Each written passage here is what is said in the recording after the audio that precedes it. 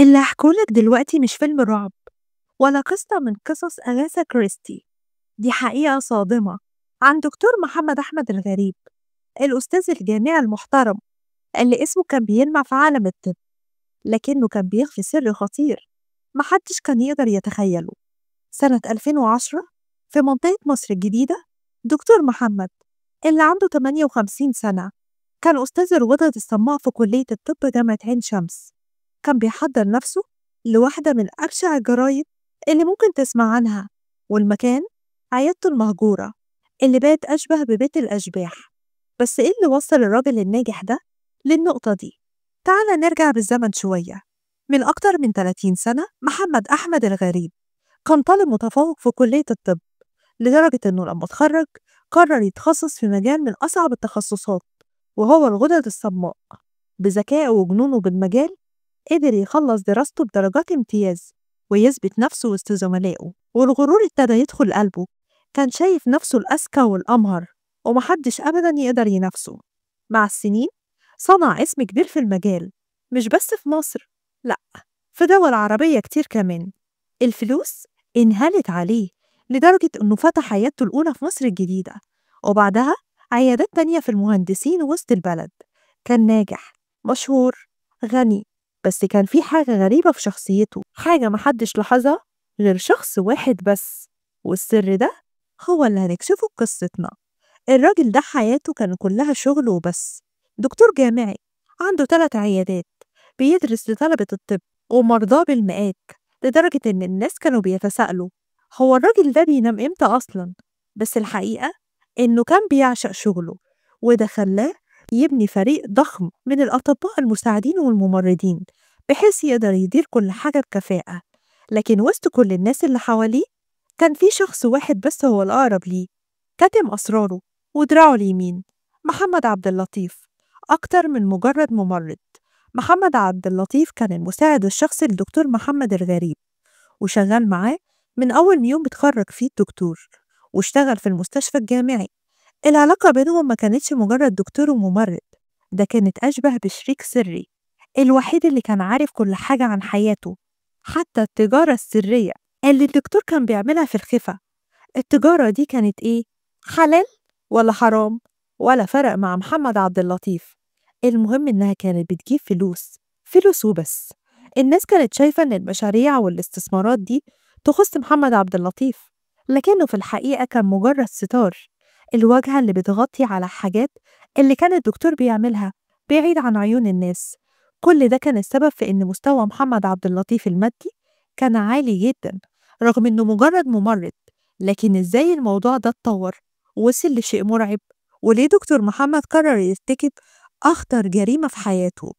محمد عبد اللطيف الممرض المقرب من الدكتور كان مستواه المادي مش طبيعي بالنسبة لدخله كممرض.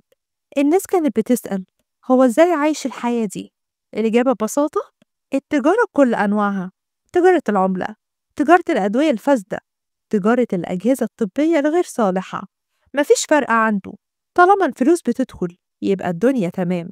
وطبعا كل ده كان بيتم في سرية تامة بعيد عن عيون أي حد. لكن اللي محدش كان يعرفه إن دكتور محمد نفسه كان عنده هوس بالتجارة، كان مستعد يدخل شريك مع أي حد في أي بيزنس مهما كان نوعه طالما المكسب مضمون. وده اللي خلاه يلاحظ حاجة غريبة جدا: ضمن الفريق الطبي اللي بيشتغل معاه كان في ممرضة اسمها سماح، شغلها عادي بس حياتها مش عادية بالمرة. كانت بتلبس أغلى البراندات والدهب في إيدها أكتر من أي حد في العيادة كلها. الدكتور محمد استغرب لأنه ببساطة هو اللي بيقبضها وعارف مرتبها كام. فضوله خلاه يسألها إيه سر المستوى اللي عايشة فيه. هنا سماح قررت ترد عليه بصراحة، قالت له إنها متجوزة واحد تاجر أجهزة كهربائية، عنده علاقات قوية في السوق، خبرة سنين في المجال، وبيعرف يكسب منه كويس جدا. هنا دكتور محمد حس إن الفرصة قدامه على طبق من ذهب: أنا والتاجر ده ممكن نكون فريق جامد جدا. وده كان قراره المصيري اللي غير كل حاجة. استعدوا للجزء اللي جاي لأنه هيكشف دخول الدكتور لعالم أخطر بكتير من الطب والتدريس. بعد ما دكتور محمد عرف إن محمد مختار جوز الممرضة سماح تاجر كبير في سوق الأجهزة الكهربائية، قرر يقابله ويتكلم معاه عن طبيعة شغله عشان يعرف إذا كان في فرصة لاستثمار ولا لأ.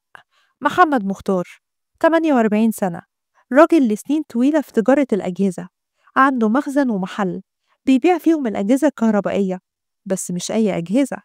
السر، الأجهزة اللي بيبيعها كلها فيها عيوب صناعة مخفية، بيشتريها بسعر قليل جدا ويرجع يبيعها في السوق بسعر السوق العادي.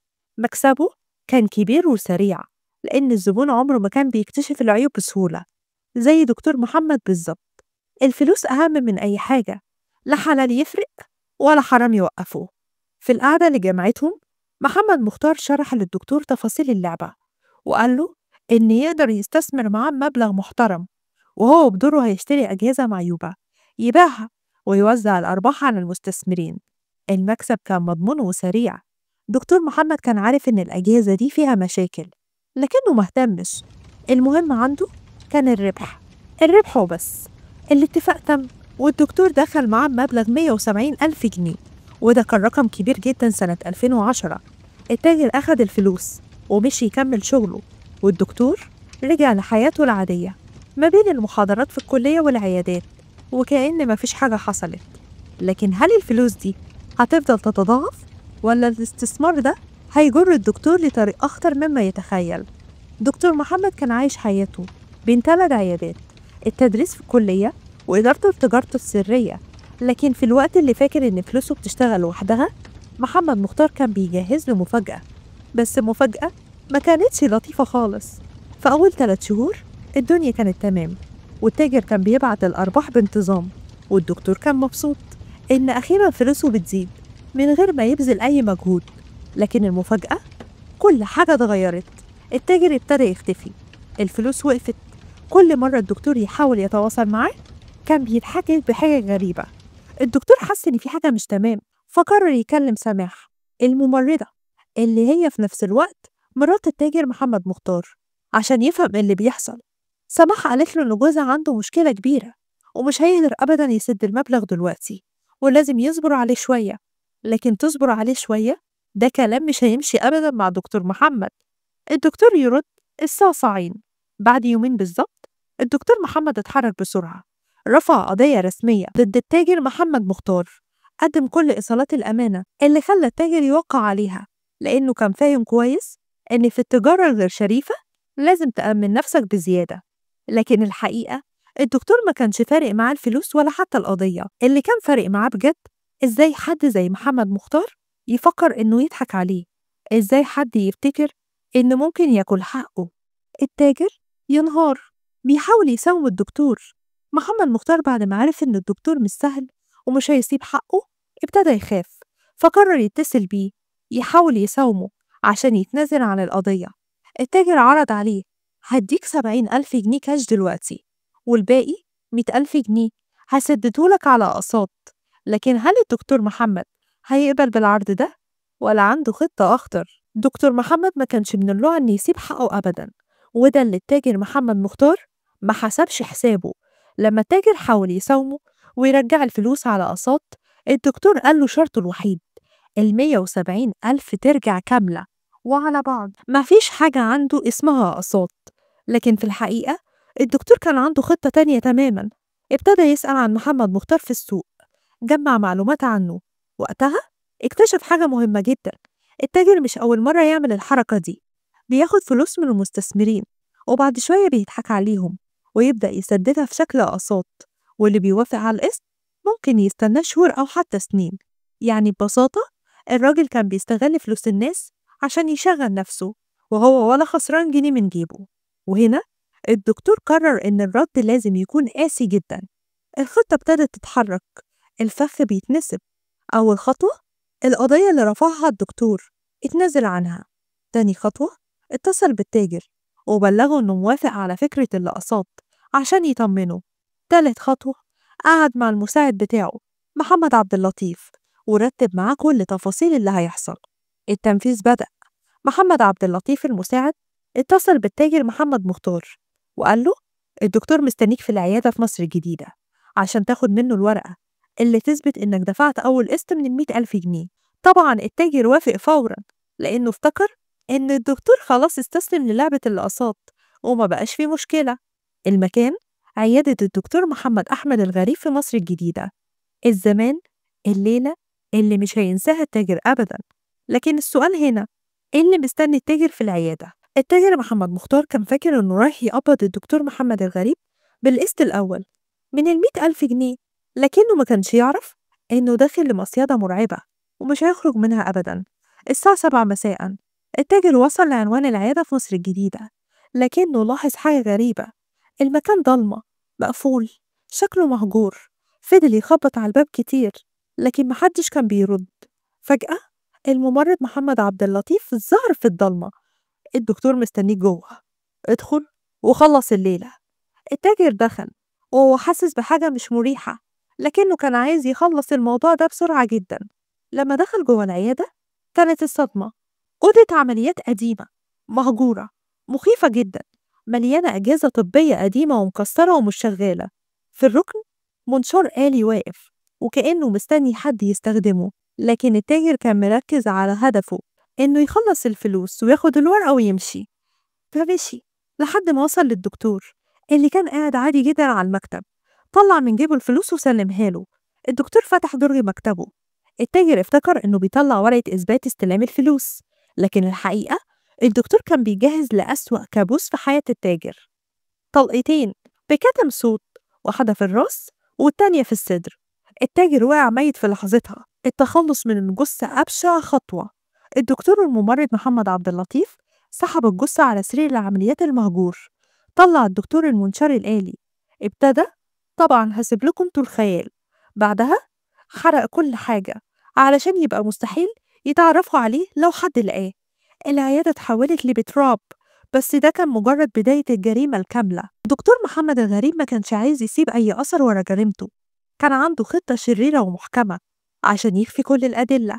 كمل حرق لباقي الجثة عشان يضمن عدم بقاء أي بصمات ممكن تكشفهم لاحقا. قطع الجثة الأشلاء، خرج برا العيادة، حط الكيس اللي فيه الأشلاء تحت عجلة عربيته، شغل الموتور وابتدى يدوس على الشنطة أكتر من مرة لحد ما اتأكد إنه خلاص كل حاجة اتفرمت. بعدها رجع للعيادة، كمل خطته، حط البقايا في أكتر من كيس، واللبس كان لوحده في كيس لوحده. ركب عربيته، سافر لمنطقة بعيدة تماما عن مصر الجديدة. وصل لمنطقة فم الخليج، ابتدى يرمي الأكياس في أماكن متفرقة علشان يبقى مستحيل حد يربط الأشلاء ببعضها. بعدها الدكتور رجع بيته وكأنه ما حصلش أي حاجة. تاني يوم لبس هدومه وراح شغله عادي جدا. قابل مرضاه ودرس للطلبة في الكلية. لكن المشكلة الكبيرة كانت جاية في الطريق. سماح، مراته، زوجة التاجر، ابتدت تحس إن في حاجة غلط، لأن جوزها اختفى من امبارح ومرجعش البيت. اتصلت بالدكتور تسأله عنه لأنها كانت عارفة إنه رايح له، لكن الدكتور رد بكل برود وقال لها أنا معرفش عنه حاجة، ولو اختفى يبقى انتوا بتتحججوا عشان تهربوا من الفلوس اللي عليكم.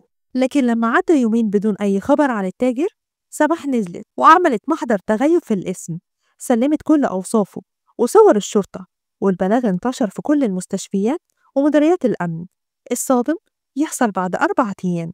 عامل نظافة في منطقة فم الخليج كان شغال في مكان شبه مهجور، وهو بينظف لاحظ أكياس غريبة ريحتها كريهة بشكل لا يطاق. فتح واحد منهم وكانت الصدمة أشلاء آدمية متقطعة جوه الكيس.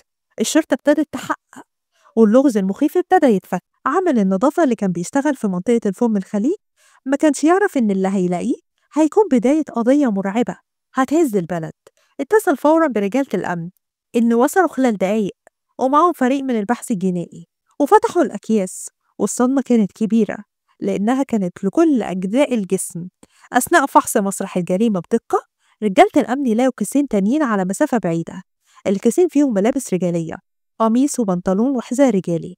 مشكلة كبيرة، الجثة من غير ملامح أو حتى بصمات. كل الأشلاء كانت محروقة تماما، مفيش أي بصمات. إزاي الشرطة هتقدر تحدد هوية الجثة؟ التعاون بين الطب الشرعي وإدارة البحث الجنائي. الشرطة بتنقل الأشلاء فورا للطب الشرعي. هنا بيبدأ أهم تعاون بين مصلحة الطب الشرعي وإدارة البحث الجنائي.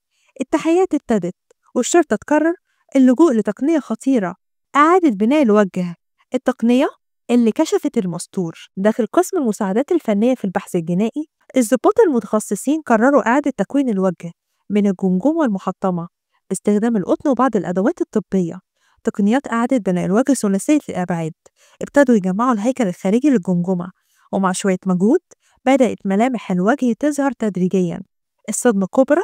بعد فترة قصيرة الشرطة تحدد هوية الجثة. مين هو الضحية؟ إزاي الشرطة هتوصل للدكتور محمد؟ وإيه اللي هيحصل بعد ما اتكشفت الحقيقة؟ الشرطة كان عندها جثة بدون ملامح، بدون بصمات، وبدون أي دليل مباشر على هوية الضحية، لكن البحث الجنائي كان مستعد لمواجهة اللغز بأحدث التقنيات. والنتيجة أكتر شخص كانت مواصفاته متطابقة بنسبة كبيرة: محمد مختار، التاجر المفقود بقاله أكتر من أسبوع. تقرير الطب الشرعي هو كان الدليل القاطع، لأنه كشف تفاصيل مرعبة عن طريقة القتل. سبب الوفاة: طلق ناري في الرأس والصدر. القتل تم أولا وبعدها الجثة اتقطعت. وكان استنتاج الطب الشرعي إن اللي نفذ الجريمة مش شخص عادي، إما طبيب أو شخص عنده خبرة جنائية متقدمة، لكن اللي أقرب كان إنه دكتور بحكم طريقة التقطيع. بناء على كل الأدلة ابتدت الشرطة تتقرب من القاتل الحقيقي. مين الدكتور اللي كان آخر حد شاف التاجر محمد مختار؟ مين عنده القدرة على استخدام منشار طبي ويعرف التشريح كويس؟ مين اللي كان على خلاف مالي كبير مع الضحية؟ كل الأدلة كانت بتؤدي لمكان واحد: العيادة المهجورة والدكتور محمد أحمد الغريب. رجالة الأمن استدعوا سماح مراته، عرضوا عليها شوية حاجات لقوها في الأكياس: لبس وجزمته، حاجات شخصية. سماح أول ما شافتهم دموعها نزلت وتأكدت إن الحاجات دي بتاعت جوزها التاجر محمد مختار. لحظات وطلع تقرير البصمة الوراثية، والنتيجة كانت قاطعة: الجثة فعلا بتاعته. بعد الصدمة رجالة الأمن قعدوا مع سماح وسألوها كان عنده خلافات مع حد؟ طبعا، ده تاجر وعنده مشاكل مع ناس كتير، بس آخر خلاف كبير كان مع دكتور أستاذ في كلية الطب، تخصص غدد صماء في جامعة عين شمس. المعلومات دي كانت مفتاح مهم. بدأ رجالة الأمن يجمعوا المعلومات عن الدكتور. اكتشفوا إنه كان فعلا رفع قضية على التاجر ب170,000 جنيه بسبب عملية نصب، لكن المفاجأة إنه اتنازل عن القضية. ليه؟ تم استدعاء الدكتور والراجل كان هادي وقال بكل ثقة: أنا معرفش أي حاجة عن اللي بيحصل، وبعدين أنا يومها كنت في عيادتي في مصر الجديدة وعندي شهود وتسجيلات تثبت ده. مش بس كده، الدكتور كان متابع 3 عيادات غير شغل الأساسي في كلية الطب، يعني وقته ضيق جدا وصعب يكون متورط. لكن في حاجة ما كانتش داخلة دماغ رجالة الأمن: تقرير الطب الشرعي والبحث الجنائي كان بيقول إن ارتكب الجريمة حد محترف جدا فاهم في علوم الجنائيات أو الطب الشرعي. رجالة الأمن قدروا يثبتوا إن التاجر محمد مختار راح فعلا عيادة الدكتور محمد أحمد الغريب في مصر الجديدة يوم اختفائه. هنا بدأ الخيط يتربط والشك يكبر حوالين الدكتور. لكن في تفصيلة مهمة جدا: أقرب شخص للدكتور وكاتم أسراره والمساعد الشخصي محمد عبد اللطيف تم استدعائه، وأول ما قعد معاهم التوتر بان عليه بشكل واضح. رجالة الأمن بذكائهم لعبوا عليه لعبة نفسية خطيرة، أقنعوه إنهم عارفين كل حاجة وإن مفيش أي مهرب. ومع الضغط والذكاء الأمني انهار محمد عبد اللطيف واعترف بكل التفاصيل. تم القبض فورا على الدكتور محمد أحمد الغريب، لكن الدكتور كان مصمم إنه بريء ورافض يعيد تمثيل الجريمة. حاول بكل الطرق يجيب محامي يطلعه منها، لكن رغم ده جهود رجالة الأمن والبحث الجنائي والنيابة العامة نجحت في تجميع أدلة قاطعة، وكلها بتقول حاجة واحدة: الدكتور كان متورط بنسبة 100%.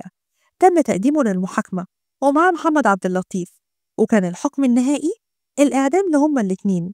رغم إن الدكتور محمد حاول آخر لحظة يخفي أي دليل يدينه، إلا إن الحقيقة ظهرت في النهاية، لأن مفيش حاجة اسمها جريمة كاملة. مهما حاول المجرم يهرب، ربنا وعدله فوق كل شيء. ولحد هنا انتهت الحكاية. أتمنى الحكاية تكون عجبتكم. ما تنسوش اللايك على الفيديو والاشتراك في القناة، وتتأكدوا انكم فعالين الجرس على الكل عشان يوصلكوا إشعار أول ما ننزل جديد. واستنونا في حكاية جديدة إن شاء الله. أشوفكم على خير.